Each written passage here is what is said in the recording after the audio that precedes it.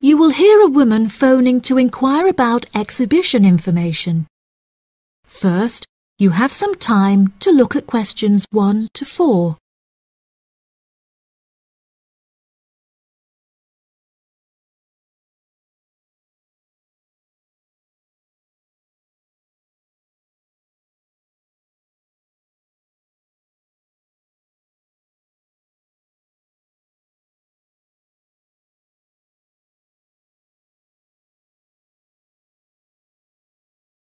You will see that there is an example that has been done for you.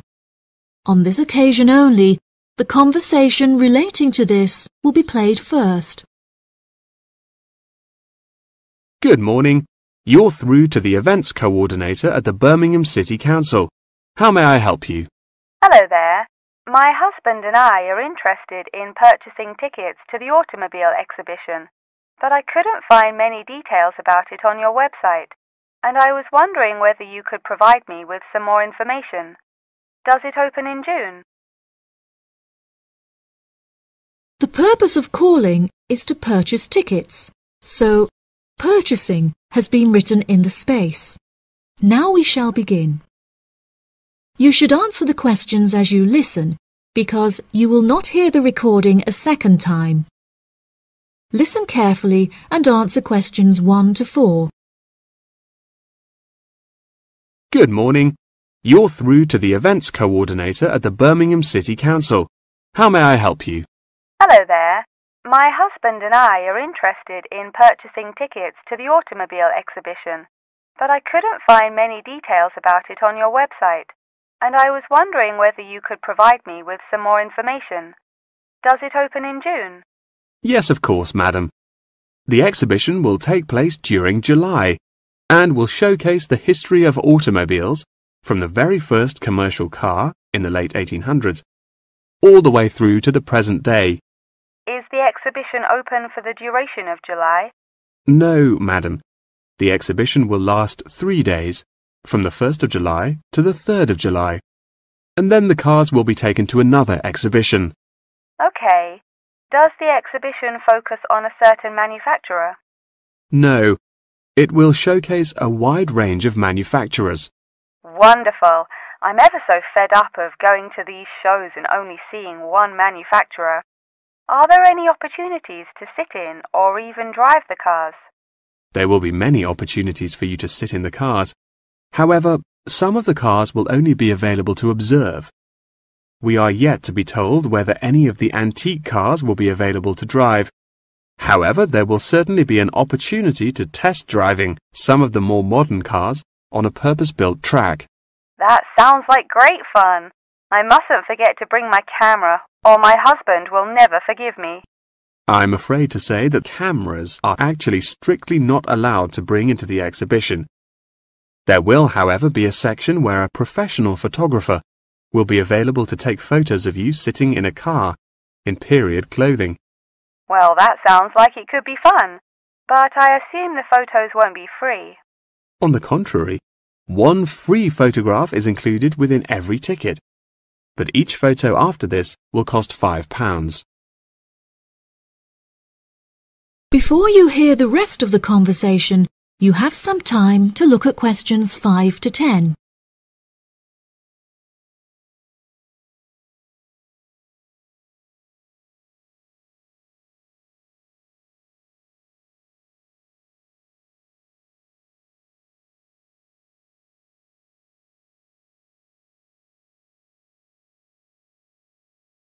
Now listen and answer questions 5 to 10. That's a nice surprise. Not many things are free anymore. I've been asking around about the ticket prices, but I haven't yet had a definite answer. Is it correct that the tickets are £100, whether you buy them now or on arrival? I'm afraid not. If you buy the ticket in advance, the price is £110, but it's £165 on the door. Oh, goodness. I suppose I'd best pay for them now then. Is it possible to buy tickets from you now over the phone? Yes, of course, madam. I'll transfer you to the box office manager, Mark Edgeworth. That's EDGE WORTH, and he will probably need to take your credit card details and some personal details. Yes, that's fine. Before you transfer me, I just need to ask a few more questions. Will the exhibition be held in the Birmingham Exibition Centre? I think that's where I went last time. No, madam. The Birmingham Exhibition Centre is currently undergoing some renovations, so this year all exhibitions will be held in the Summer Palace. Summer Palace? I'm not entirely sure where that is. Well, it's not too far from City Centre. Once you're in the centre, you should be able to find signs for the palace. If not, most people in Birmingham will be able to direct you. Neither my husband nor I am particularly good with directions. Is there anywhere I can find this information on the internet? Our website will give you an address. Perhaps you could visit www.directions.com for more detailed information, and they should be able to provide you with step-by-step instructions. Okay. And is this the best way to contact you, by phone? I think the most convenient way to contact us is inquiring online, which is much simpler than having to dial various different numbers to reach the right person. Unless you have any more questions, I'll transfer you now. No, that's great. Thank you for your help. That is the end of section 1. You now have half a minute to check your answers.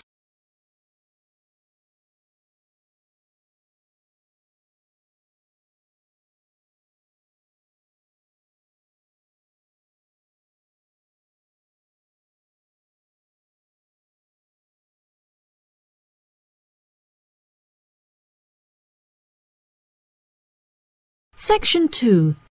You will hear part of a talk given by a member of staff at a hospital.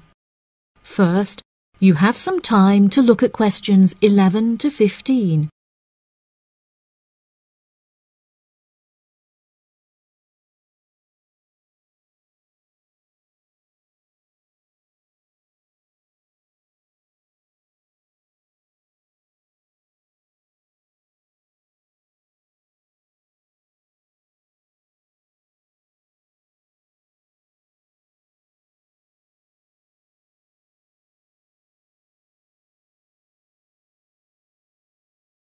Now listen carefully and answer questions 11 to 15. Hello, and welcome to the homepage for the Healthy Hearing Medical Clinic and Surgery, where we'd like to share a little more information about the services we provide and more. Our hospital is one of the leading specialised hospitals in the United Kingdom, attracting the very best healthcare professionals from around the globe. Not only are we a leading medical practice, but we are also the only hospital in the United Kingdom dedicated entirely to the treatment of and research into the curing of hearing loss. Our facilities and staff here are renowned across Europe, attracting thousands of patients a year. Our consultations can number anything up to 11,000 patients a year. However, we aim to treat around 5,000 patients a year so as to maintain and ensure the quality of our services. Our patients are guaranteed the highest standard of care, as well as the use of our first-class facilities.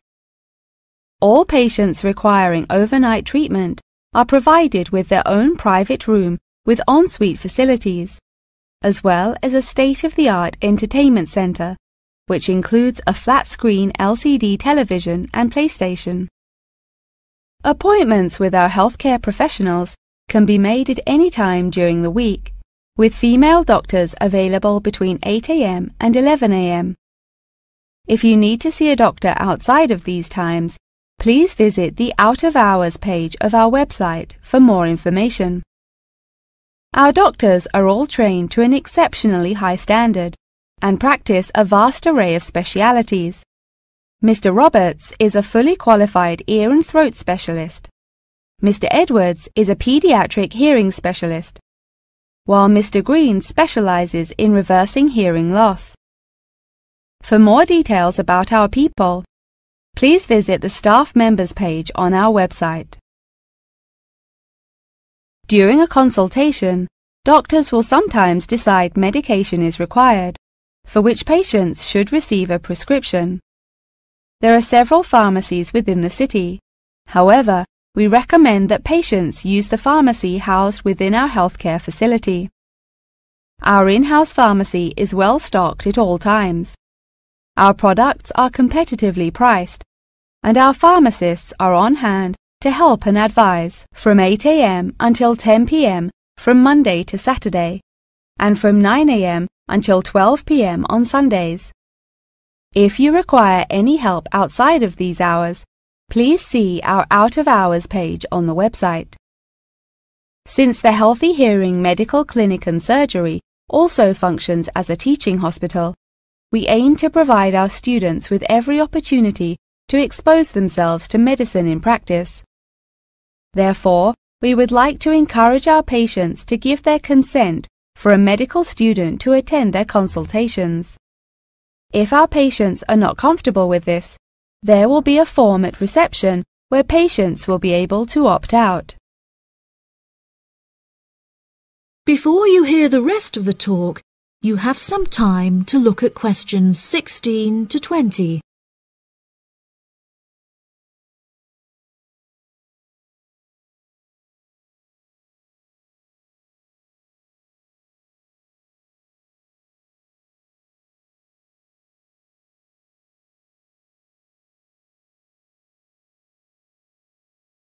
Now listen and answer questions 16 to 20.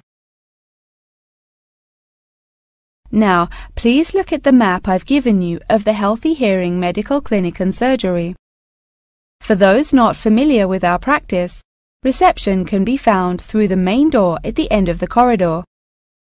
If your consultation is booked with Mr. Green, you need to go through the main door and turn right by the nurse's desk, and his office is at the end of the corridor on your left-hand side. If you need to alter any of your personal details, please visit our secretary at the Office for Medical Records, which you will find next to the therapy room. If you're awaiting surgery, please first check in with reception before taking the first door on the right after you enter the clinic. Finally, in the event that you feel disappointed with any of the services we have provided, or have any further questions, please locate our manager's office, which can be found near the Office for Medical Records and between two closets. If you have any more questions about the Healthy Hearing Medical Clinic and Surgery, please do not hesitate to contact us on 01 256 111 111. That is the end of section 2. You now have half a minute to check your answers.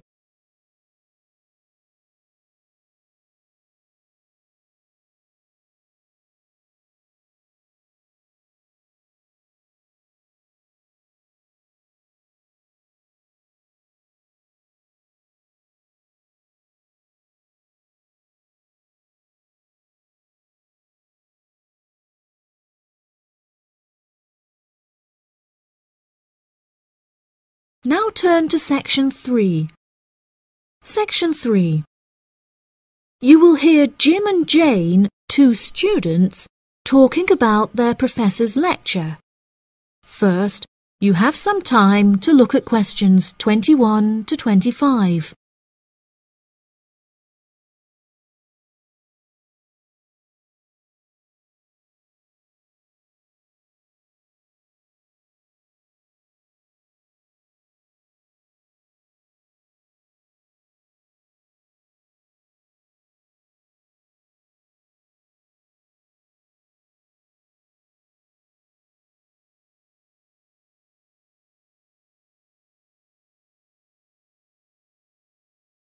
Now listen carefully and answer questions 21 to 25.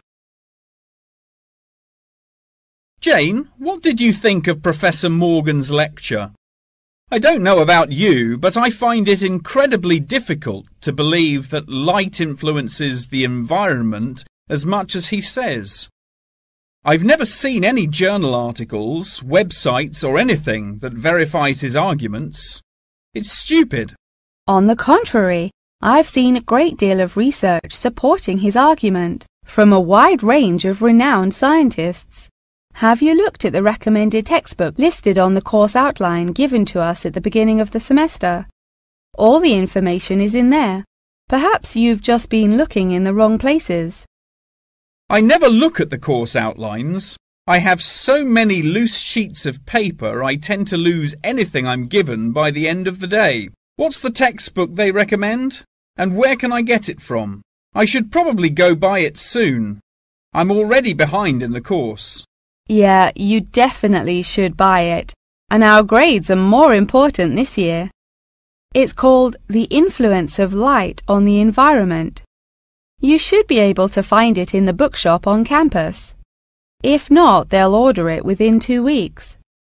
In the meantime, you should read up on Ken Simpson's work.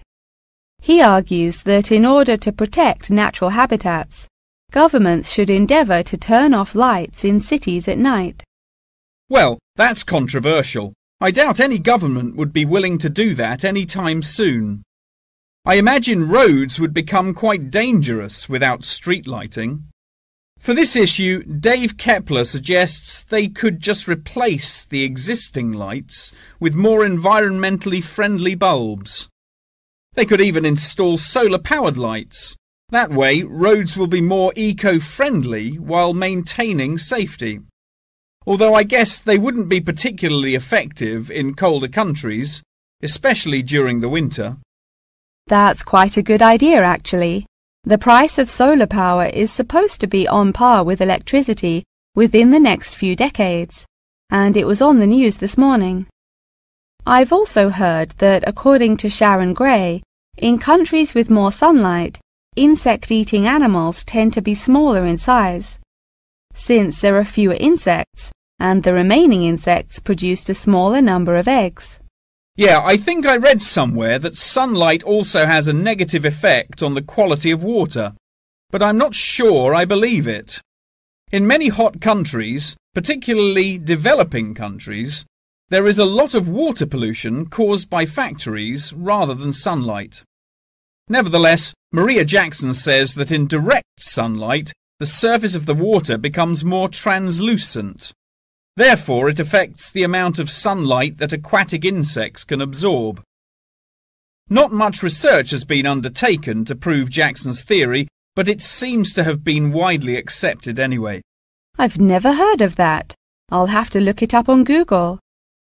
The only other theory I've studied is Barbara Swallow's study on how declined insect population adversely affects the frog population. Not that I'm complaining. I hate insects, especially spiders. You have arachnophobia? I never would have guessed. Didn't your brother have a pet black widow spider? Yes, he did, and I hated it. It escaped from its cage once, and we never found it. I had nightmares for months. Before you hear the rest of the conversation, you have some time to look at questions 26 to 30.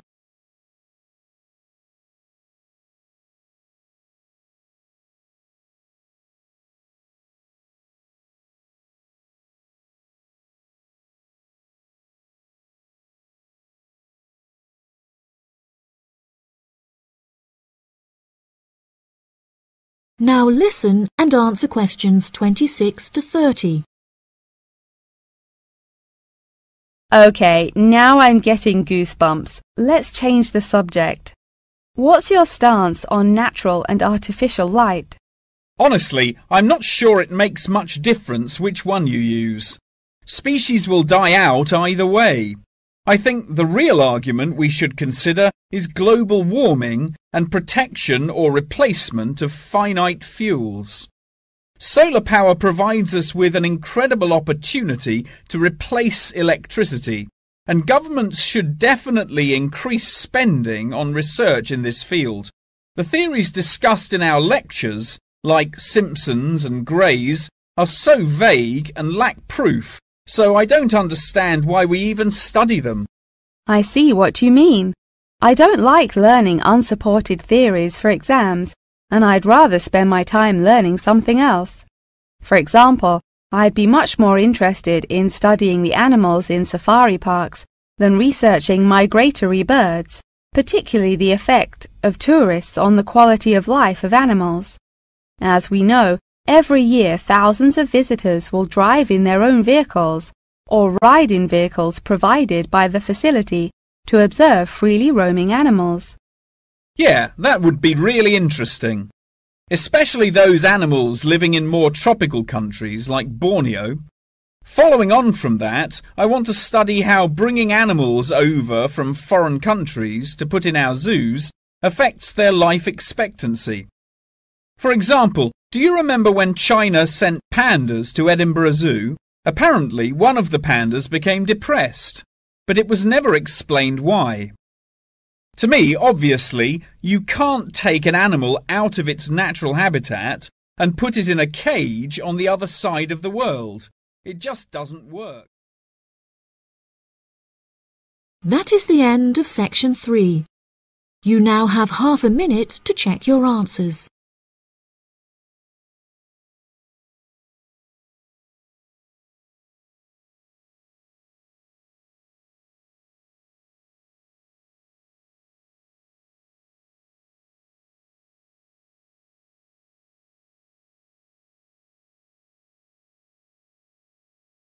Now turn to section 4. Section 4. You will hear a talk on the history of football in Great Britain in the 19th century. First, you have some time to look at questions 31 to 40.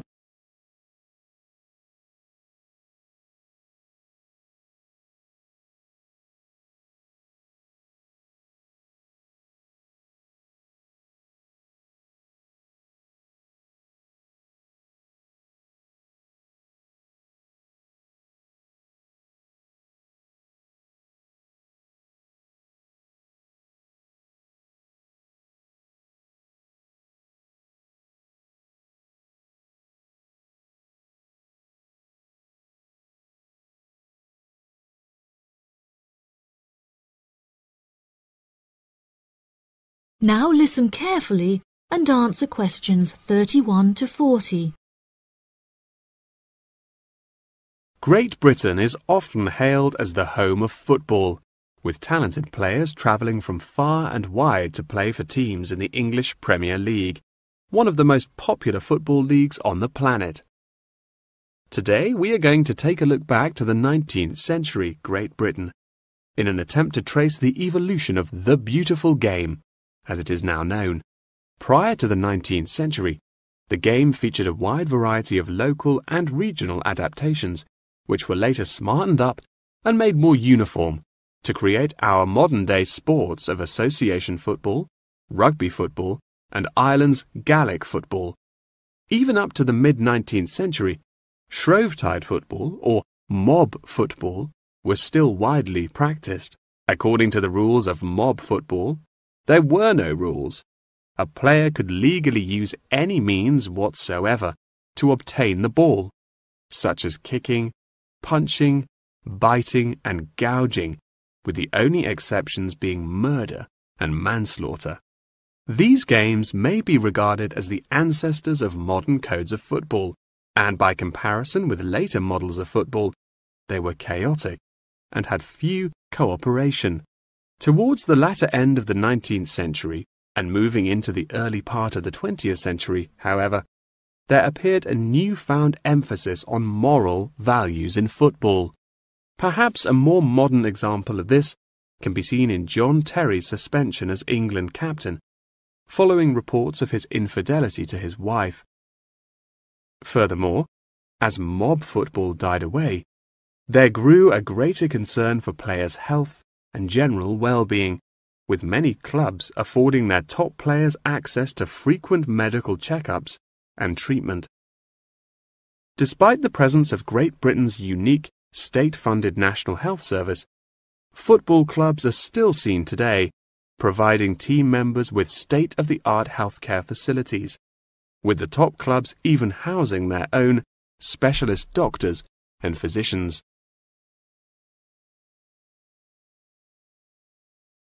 Today, football is a key feature of school children's day-to-day education, particularly for boys. With the help of football associations, all schools in the UK are boasting their own football teams.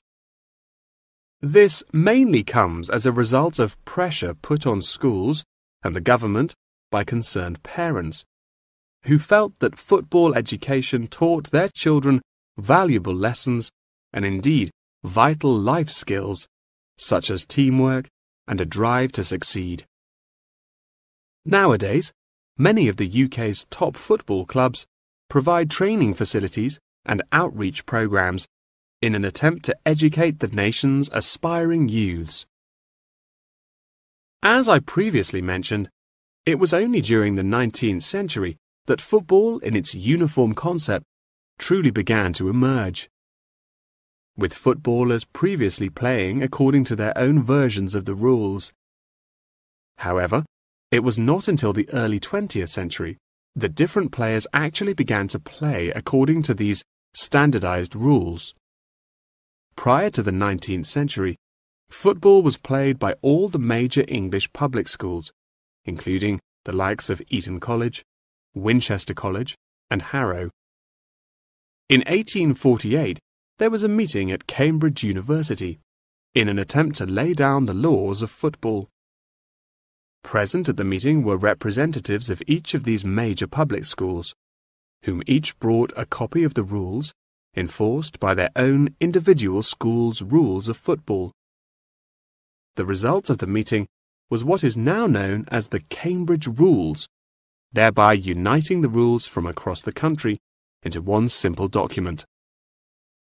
However, the Cambridge Rules were not liked by all, and a new set of rules, Thring's Rules, compounded in the book The Simplest Game, became commonplace among dissenters.